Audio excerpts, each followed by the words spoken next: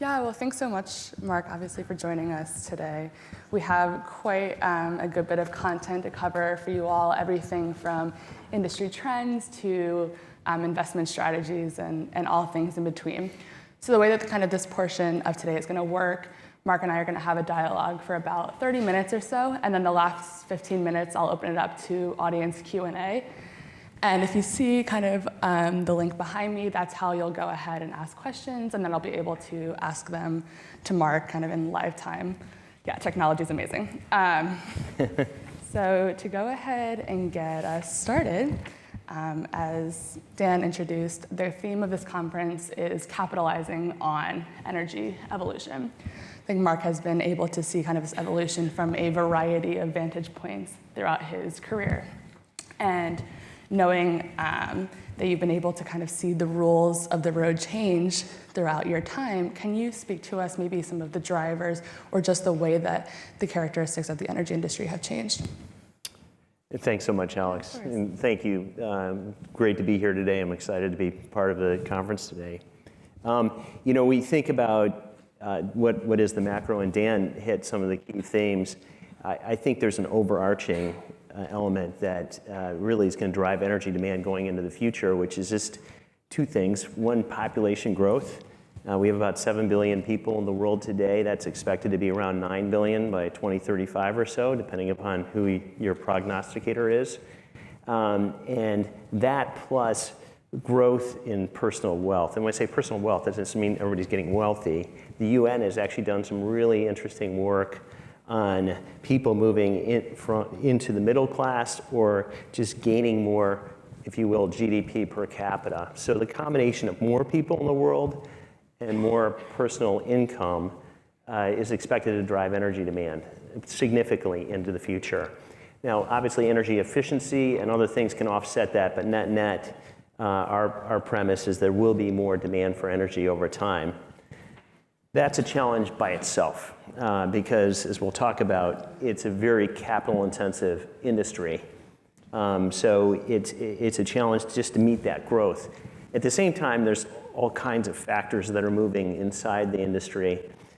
As Dan's already talked about, and you all know, there's a big transition towards cleaner energy, decarbonizing energy, and that's a key thing. It's a key part of what the future will hold. Obviously, a big move to renewables, a huge shift. It's amazing because we were early investors in wind and solar 10, 12 years ago. The costs have come down so dramatically. It's so economic in so many more parts of the world. That's really, really exciting. Also, there's been a lot of growth in the use of natural gas, and so we can talk about that as well, typically to replace coal. So that's decarbonizing. It's not zero carbon, but it is decarbonizing. So that's one key trend, is just the focus on cleaner energy. Second, there's more mobility of resources.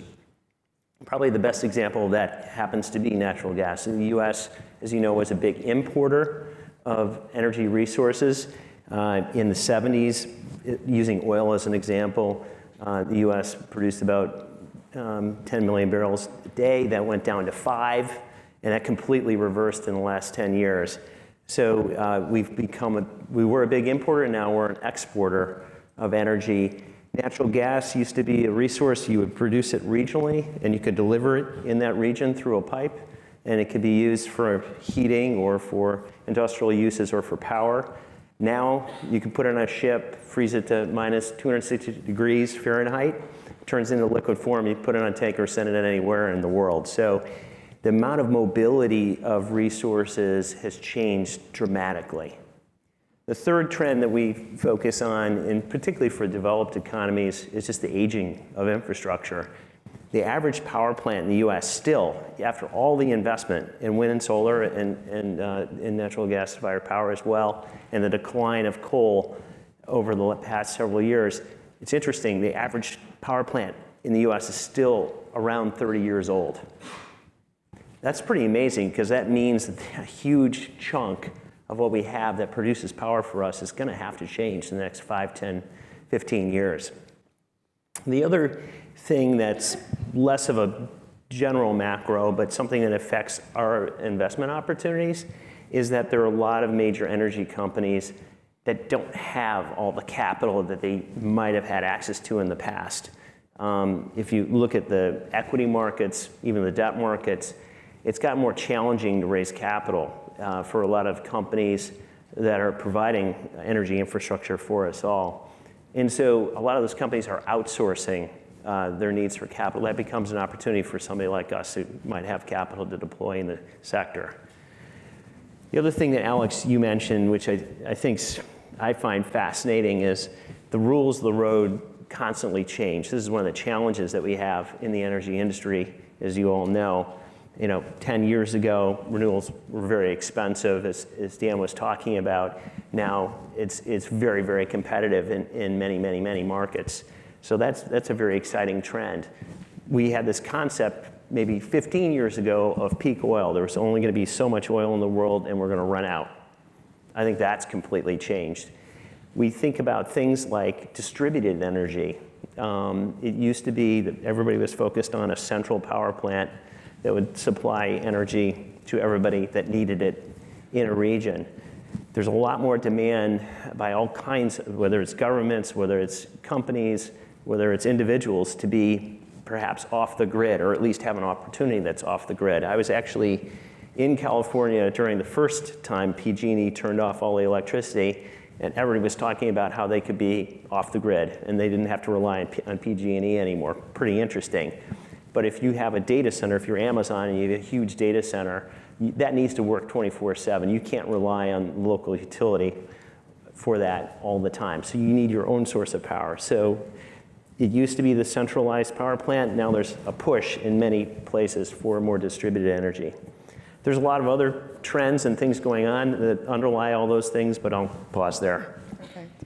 Thanks so much, Mark. So that was a lot of kind of relentless change in some ways, seemingly throughout kind of the course of your career. Can you speak to some of the challenges that you see from investing in this industry? Sure. I think and we all know this, being energy lovers, at least, it's my passion. It is a very, very capital-intensive industry. And I worked for a while in the tech industry, and it was completely different, obviously. You could create a software program or website, set it up on the web, and it was ubiquitous globally almost immediately. There's zero cost of distribution. Not zero, but close to it, compared to a power plant or a utility or any kind of energy source.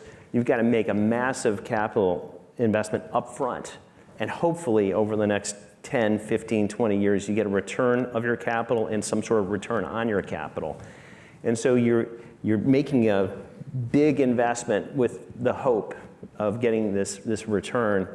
And so that's one of the challenges. And then when you build whatever that infrastructure is, it has to run 24/7. This is a basic human need. And so it needs to be available all the time. So you need a lot of operating excellence. And oh, by the way, it depreciates over time. So whether it's solar or wind or natural gas or whatever it is from a power plant, it's not going to run the same way in 5 years or 10 years or 15 years because that equipment will depreciate over time. So you put that all together with constant change in policy directives, in economics, in relative economics, in technology changes. There's a lot to worry about, especially when you're putting all your money down up front to create that opportunity to provide energy. So I guess on a more positive note, the other side of that coin, can you speak to maybe some of the opportunities that a lot of this change provides? Sure. I mean, because we have, again, in developed markets, aging infrastructure that needs to be replaced, because there's a need to recirculate out of power that is more carbon intensive to less carbon intensive, because that there's this opportunity where there's more mobility of resources, that all needs just hundreds of billions of dollars of capital. And so for somebody like us, that's an opportunity to invest. And it also creates an opportunity to really work with, whether it's governments or businesses, to create that. energy infrastructure, if you will, that the bricks and mortar is steel that helps energy work. I'll give you an example. When one of our first investments actually was a joint venture with a solar developer. At the time, solar was expensive, was heavily subsidized. It really was a nascent industry, and I'm talking only about 10, 12 years ago. And so this developer needed capital. They were very good at developing projects and getting them built, but they didn't have the capital to do that. So we set up a joint venture where we said, we're going to set aside $150, $200 million. You develop the projects, you get them to a point where they're construction ready, and then we'll put the capital in. And so it created an opportunity to create a joint venture where we can get an opportunity to develop a lot of solar in that case, at the same time, good investment, but also help this company grow. And the CEO of the company, after a year and a half of this, said that, you helped us grow our company by 3 times the pace that I would have thought otherwise. So there are opportunities as part of this whole transition and all these challenges. We do find the opportunities to deploy some capital as well. That's great. Was that example that you just spoke to a US-based firm or international? It's a US-based firm, but they were doing development all over the world. And so in that case, we developed projects in Europe, Canada, US. And Europe, actually did us all a big favor because there were huge subsidies that many European countries provided for wind and solar early on, which really helped drive a lot of activity in Europe that helped us get manufacturing scale and other types of scale that drove costs down. So in a way, it's kind of interesting. So we were early investors in many areas in Europe as that was being encouraged from a policy perspective. Have you seen any specific shifts, I guess, in the developing markets as well recently, or has it kind of a lot of the change been focused on those European, developed markets? Yeah, the developing markets are interesting. I think it's going to be super interesting going forward. So, Dan was talking a little bit about India. Again, you can look at different projections for what's going to happen, but over the next 10 to 15 years, the expectation is that about 1/3 of the growth in energy demand will come from India. About 1/3 will be China and Asia Pacific, and the last third is really from Latin America, Africa, and Middle East. I didn't say anything about Europe or the US or Canada in that, obviously, because it's expected that energy demand will actually be flat or actually go down somewhat in those markets. So there is a really big opportunity in India and China, Asia Pacific, and those other parts, Latin America, other parts of the world. The challenge of investing in those areas is you're putting a big stake in the ground when you invest in those areas, and can you trust that ultimately you can get your capital back and a return on that capital? We invest on behalf of mostly pension funds. We have a lot of teachers and government employees and others that are relying on us to invest well, and so we take that fiduciary responsibility really seriously. And so if we're going to invest in India or Asia Pacific or Latin America, we want to have a stable environment for that investment to do what it's supposed to do, which hasn't always been the case. And so I think there's huge growth. It's just finding the opportunities within that where we can essentially build walls around our investment to protect it for the long run. Yeah, that's really interesting. I think one of my favorite parts of this industry is that it necessitates kind of an inherently global conversation in a lot of ways, but with that comes the uncertainty of geopolitical risk, I think, which we've seen increasingly over the last few months. Can you speak to how BlackRock or your team thinks about mitigating geopolitical risk, or if you can at all? Yeah. We try to control what we can control and try to, if there's something we can't control, we try to shift that to somebody else, frankly. So I'll give you an example. There's the possibility of carbon taxes coming into place in the U.S. and other markets. I think it's actually a great idea and something that should be happening. It's a personal view. But so if we build a power plant and we assume as part of our underwriting of that investment that the current status of things, which there is no carbon tax, But that's a risk to us. So what we'll do is if a utility is buying all of our power over the next 15, 20 years, we'll sign a contract with them. They'll pay us a price for our power. There will be an adjustment in that price if there's a carbon tax put in place, if it happens to be a natural gas-fired power plant, for example.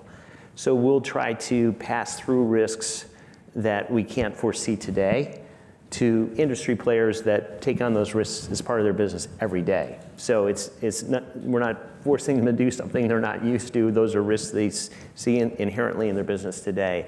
And so to protect the investment, we'll want to do things like that. So the interesting thing about the energy business is you can get long-term contractual relationships for whatever service you're providing, for the energy infrastructure you're providing. And so we use those contracts, we use insurance, we use other ways to try to build a moat or a wall around our investment to make sure it's protected over a number of years. Our funds are 12-year funds, and so we do invest, everything we invest, the team has to look at it for a 10-year time horizon. A lot can happen in 10 years, so we've got to be very careful. I love that. And then I guess something that Dan touched on that I want to kind of pick your brain about is the future of LNG, liquefied natural gas. I think it's a huge topic of conversation here at school, and a lot of people in the industry view it as kind of a bridge, right, between the past and the future. So in your opinion, I guess, where is the future of LNG? What does that market look like? I'll tell you, it's grown a lot. I think it was 8 years ago, there were 10 countries in the world that were importing liquefied natural gas. Now there are 42 as of last year. As you all know, the US had a bunch of import terminals for natural gas that have now been turned into export terminals as the resources in the US have completely changed. So there's three major countries that have been spending a lot of capital in building out export facilities, Qatar, Australia, and the United States. The first wave of big projects in the US have happened and will continue to happen. There's a second wave that's coming as well. We see 5 or 10 more really big, and these are multi-billion-dollar projects to build one of these.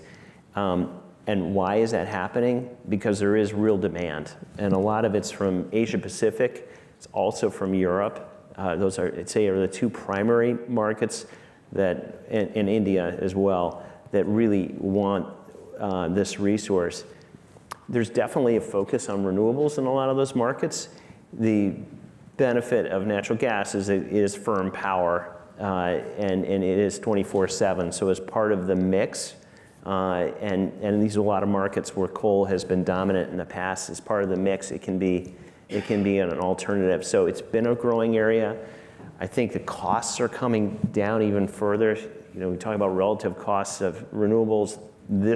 The cost of producing natural gas in the US has gotten really cheap, and now the cost of transporting it has gotten cheaper too. So there's tens and tens and tens of billions of dollars a year being invested in that part of the market too, which not everybody focuses on, but it is a big market. It's growing.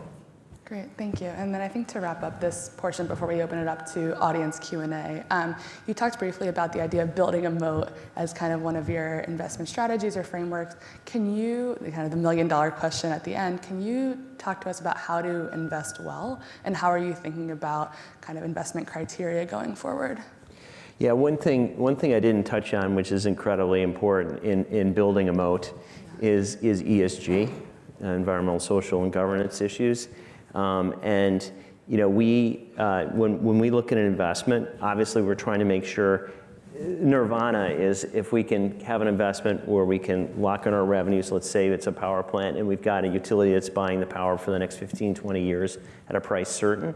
That's great. And then we want to be able to manage our costs. And then when we finance it, we'll want fixed rate debt amortizing over time. So if you can lock in those three pieces, it's a little bit of a cash flow statement. You can see what comes out the bottom, which is free cash flow that you can distribute back to your investors. So that's really what we're focused on in terms of the base analysis. But ESG is another way to strengthen the moat around an investment. Because if you're doing things right from an environmental perspective, from a social perspective, and a lot of that is just in the neighborhood in which we live. We have to be good citizens, and we have to intersect with all the different constituencies in that area. I can tell you one quick story on that if you like. And then governance is a matter of driving the business in a way that's sensitive to all those constituencies. So safety is actually a huge issue in the energy business. It's easy to get hurt, and so we spend a tremendous amount of time on safety as well. But first and foremost, the E is incredibly important, and in our portfolio, we want everything to be contributing towards decarbonizing or reducing carbon footprint. And if we're doing that right, I think as this big transition happens, that helps us as a business as well. I will maybe just one quick snippet. We were building a wind farm in Zacatecas, Mexico, and great project. And the local government was supposed to talk to the indigenous peoples in the area to essentially smooth the way for this project to happen. It turned out the week before we were supposed to finalize and start putting shovels in the ground, that they hadn't talked to anybody. And there was one group of people, the Huichol people. They're basically nomadic, and they move around the area, and they considered the site of the wind farm as a sacred land. And so we certainly didn't want to put shovels in the ground in their sacred land without engaging. So we stopped everything. It was actually a fantastic experience because we went and we met with the tribal leaders. They brought in even bigger groups. We had several meetings. In the end, they said, this is terrific because Mother Earth is providing the energy. And they actually went in a ceremony, we were all there, where they blessed the site. And the wind resource has been pretty good as a result. So anyways, so environmental is incredibly important. If you're building infrastructure, you need to engage with local constituencies, and then you need good governance as well. So I think that helps as well. That's incredible. So am I able to see the questions on the screen? Yeah. Oh, incredible. Thanks, too. Much. Wow, there are so many, which is awesome. Okay. Where to start? Yeah, right. Give me 1 second. Cool. All right, so this one is bolded, which I love, so I'll just do that. Wow. I think we talked a little bit about LNG, but moving towards another potentially contentious energy source of nuclear. So this question says, what is your view on the future of nuclear energy, given the fact that it is the most energy dense and clean power source, but there's a lot of uncertainty, of course? Yeah, nuclear, as you all know, it's about 20% in the US of what we produce, but the average age of the plants is getting very, very old. We have not invested in nuclear for a whole variety of reasons. I would say if taking away environmental impacts and social issues, if you're trying to build nuclear power plants, there's a huge amount of construction risk because these are all pretty bespoke and multi-billion-dollar projects typically. So it's hard as an investor to take that type of risk where right out off the top, you might be 30% more expensive than you anticipated. So, or more. There have been some big projects just completely canceled after multi-billion-dollar investments. So I think the interesting technology that there are a lot of people working on right now is small modular reactors. And the idea is, and they already exist, they exist on submarines and aircraft carriers. These are smaller units that you can manufacture in a manufacturing facility, presumably get some economies of scale of doing it. They're designed so that if there's ever a problem, they shut down by themselves. And then you potentially, if it's economic, you could stack many of these in a power plant and produce power without building this huge facility. It's an emerging area. There's a project that's going to happen in Utah where it's going to get final approval, I think, in the next year and a half from the NRC, so they're going to stack some of these small modular reactors in a power plant in Utah is kind of a test. I think that's expected to occur by 2023. So we'll see. I mean, the problem with nuclear right now is it's got environmental issues too and other issues, but it's very expensive. There's a lot of risk in building it. So, can it be part of the energy future? I think technology might actually find some opportunities to have it be cost competitive, but it's just hard to see right now in terms of new nuclear coming into the fold. Yeah, there's quite a few questions on this idea of risk mitigation in general, especially from kind of a portfolio or fund standpoint. So can you, any kind of comment on the type of risk that BlackRock feels like it can mitigate, or are there any kind of deal breakers that may kind of prevent you from entering a geography or something like that? I know we talked earlier about how difficult it is to kind of mitigate geopolitical risk, but on the converse, are there any that you can actually mitigate? Yeah, I mean, I think you can't get return without some risk. Otherwise, we'd all be investing in U.S. government bonds, but I'm not sure those are without risk these days either. So, we're trying to get higher returns clearly than investing in things like government bonds. So for the pensioners that we're working for. So there are risks we can take. Typically, those are risks. The risks I'm interested in taking in part of our portfolio are things that we can control or at least have influence over. So there's 2 or 3 main risks that we have. One is operating risk. We've got to operate these facilities well in order to get cash flow. And so we have operating engineers as part of our fund. It's not just a bunch of finance guys like me. We also have these operating engineers that know how to run these facilities and run them well. So operating excellence is really, really important. And that is a real risk. Things break. This is bricks, mortar, and steel, glass, and things can break and things happen. So you need to have that operating excellence. The other type of main risk we take is counterparty risk. So oftentimes we're signing a contract with somebody who's taking advantage of that infrastructure and utilizing it or utilizing the output from it. And over a 10-year period, a lot of things can happen where somebody changes their mind. Gee, I don't really want that contract anymore. They try to renegotiate. We had one company, unfortunately, that went bankrupt. That was our counterparty for one of our businesses. And so but you have some influence over who your counterparties are. You can influence operating risk. Kinds of risks for at least our portfolio that we don't want to take are risks that we have no control over. So we don't really want to be taking power price risk because power prices can be volatile and can go down over time. We don't want to be taking commodity price risk in the form of oil prices or gas prices, which can influence not only oil and gas related investments, but also renewable types of investments in terms of where power prices go. So those are the types of risks, things that we absolutely can't control. We try to mitigate, and then we're willing to take on things that we can have some influence over. Great. That's how we try to think about it. I love that. It's not easy. I know earlier in our conversation you mentioned that you look at a 12-year time frame generally for your investments.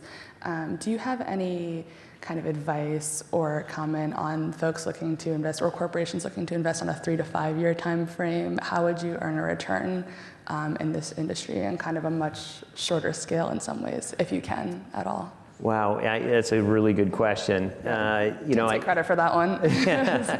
Yeah, no, I think if you're looking at 3 to 5 years, there's clearly more, I wouldn't say there's more certainty, but at least you can have more of a view. I'd say 5 to 10 years from now, there's already technologies that are being worked on and other trends that are happening that will create even more uncertainty the further out you go. So would you be willing to take more risk on the status quo at least being in some range of what it seems like today? Perhaps you might be willing to do that. We're, giving a longer term investor, we're trying to figure out how to mitigate those types of movements, risks, those macro changes that can impact the investment. I'm not sure that's the best answer, but I think perhaps there's more room to roam, if you will, if you're a shorter term investor. Great. Still a little bit of a shift over, but a question that I love. It says, you talked about difficulty in raising capital. Can you talk a bit about green energy bonds and the risk perception of investors towards some of these investments? Do you see what could motivate a typical investor to look at something like a green bond, which maybe has an inherently higher risk? And maybe it would be helpful to level set what a green bond is. Well, that's interesting because the definition of a green bond and a lot of other things, a lot of people can interpret a lot of different ways. Definitely. But a green bond clearly has, as being green, it has characteristics where you're helping with the energy transition through low or no carbon impact. At least that's the way I think of them. But I've heard people talk about them differently. I think green bonds are a great thing. And one of the things that is interesting, you think about investing in a bond, there's a return that you get. Part of the return for an investor in a green bond potentially is the ability to invest essentially in a cleaner future. And so it's not a financial return, it's a different type of return. And so I think it's a really interesting development. The thing I worry about in markets like that is there are certain types, you don't want to just assume all the risks are the same just because it's called a green bond. And there's certain types of bonds that have inherently more risk than others, and one needs to do a careful analysis of that. It reminds me a little bit of MLPs in the United States. These are pipeline companies in the US, and I think the market kind of thought they were all very similar in terms of the risks of the underlying companies. I'm talking about 5-10 years ago. This market traded up, was very attractive. A lot of people were excited about investing in it. And then when commodity prices changed, over the last 5 years, in 2014, for anybody that was involved with oil transport, commodity prices changed tremendously, and then natural gas prices have changed. And people realized there was a lot more commodity price risk in some of the companies that were in that space than they had believed before. So green bonds, I think, are a great thing.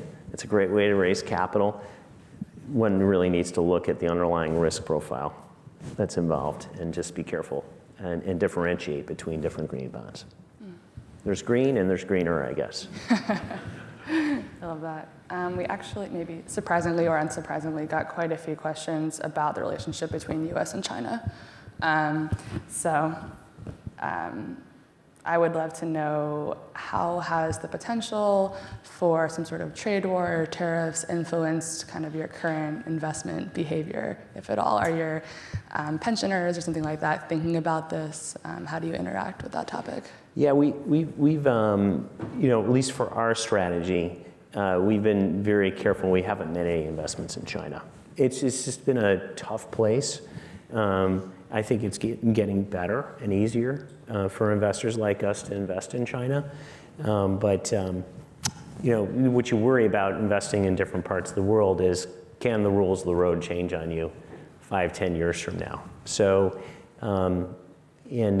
anyways, I could tell you some anecdotes about it. So it's been a tough place for us to invest in our strategy.